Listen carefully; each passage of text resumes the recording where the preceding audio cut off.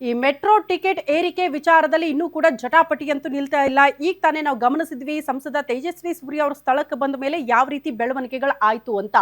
ಈ ಕ್ಷಣಕ್ಕೂ ಕೂಡ ಮೆಟ್ರೋ ದರ ಏರಿಕೆಯ ವಿಚಾರಕ್ಕೆ ಸಂಬಂಧಪಟ್ಟಂತೆ ಜಟಾಪಟಿಗಳು ಮುಂದುವರಿತಾ ಇದೆ. ಕೇಂದ್ರ ವರ್ಸಸ್ ರಾಜ್ಯ ಅನ್ನುವಂತಹ ಪರಿಸ್ಥಿತಿ ಇದೆ. ಕೇಂದ್ರ ಸರ್ಕಾರ ಹೇಳ್ತಾ ಇರೋದು ನಮ್ಮ ಹತ್ರ ಅಧಿಕಾರ ಇಲ್ಲ, ರಾಜ್ಯಗಳಿಗೆ ಅಧಿಕಾರ ಇರೋದು ಅಂತ.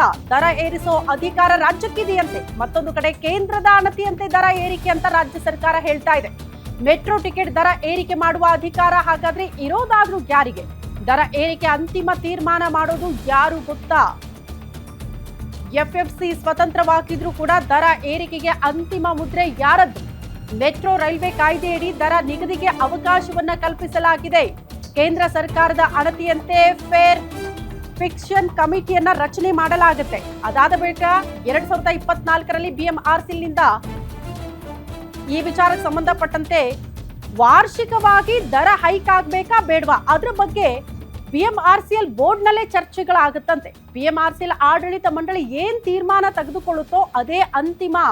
ದರ ಏರಿಕೆ ಆಗೋದಕ್ಕೂ ಕೂಡ ಕೇಂದ್ರ ಸಮಿತಿ ಸೂಚನೆಯ ಮೇರೆಗೆ ಕಮಿಟಿಯನ್ನ ರಚನೆ ಮಾಡಲಾಗಿದ್ದು, ಕಮಿಟಿಯಲ್ಲಿ ಮೊದಲು ಚರ್ಚೆ ಆಗುತ್ತೆ. ದರ ಏರಿಕೆ ಆಗಬೇಕಾ ಬೇಡವಾ ಅಲ್ಲಿಯೇ ಅಂತಿಮವಾಗಿ ನಿರ್ಧಾರ ಆಗುವುದು ಅನ್ನುವಂತಹ ವಿಚಾರಗಳು ಸದ್ಯ ಗೊತ್ತಾಗ್ತಾ ಇದೆ. ಎನಿವೆ ಎಲ್ಲದರಲ್ಲೂ ಕೂಡ ರಾಜಕೀಯ ಇದ್ದಿದ್ದೆ. ದರ ಏರಿಕೆ ವಿಚಾರಕ್ಕೆ ಸಂಬಂಧಪಟ್ಟಂತೆ ಕೇಂದ್ರಕ್ಕೆ ಡ್ಯಾಮೇಜ್ ಆಗಬಾರ್ದು ಅಂತ ಕೇಂದ್ರ ಹೇಳ್ತಾ ಇರೋದು ರಾಜ್ಯದ ಮೇಲೆ. ಬಟ್ ಕೇಂದ್ರ ಶಿಫಾರಸು ಮಾಡಿದ ಮೇಲೇನೆ ರಾಜ್ಯ ಸರ್ಕಾರ ಅದಕ್ಕೆ ಅಸ್ತು ಅನ್ನೋದು. ಹಾಗಾಗಿ ಇದರಲ್ಲಿ ನಮ್ಮ ಪಾತ್ರ ಏನೂ ಇಲ್ಲ ಅಂತ ರಾಜ್ಯ ಸರ್ಕಾರ ಕೂಡ ಹೇಳ್ತಾನೆ ಬರ್ತಾ ಇದೆ. ಈ ಹಿಂದೆ ಕೂಡ ಇಂಥದ್ದೇ ಗೊಂದಲಗಳು ಸೃಷ್ಟಿಯಾಗಿತ್ತು.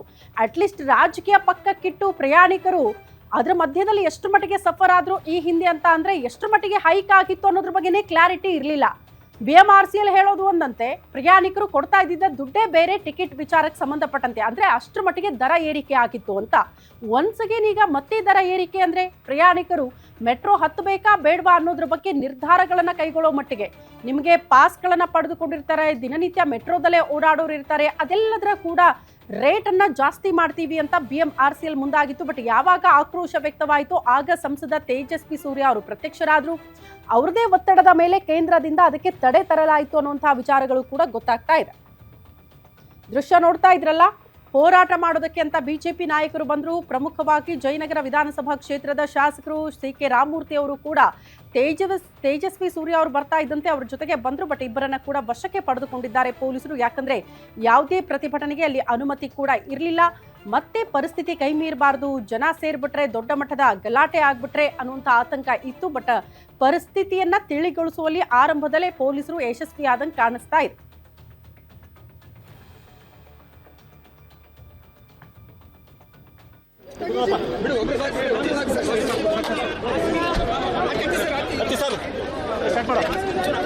Inspector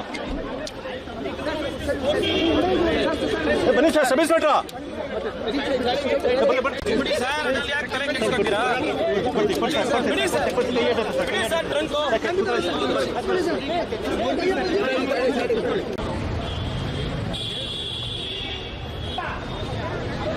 stand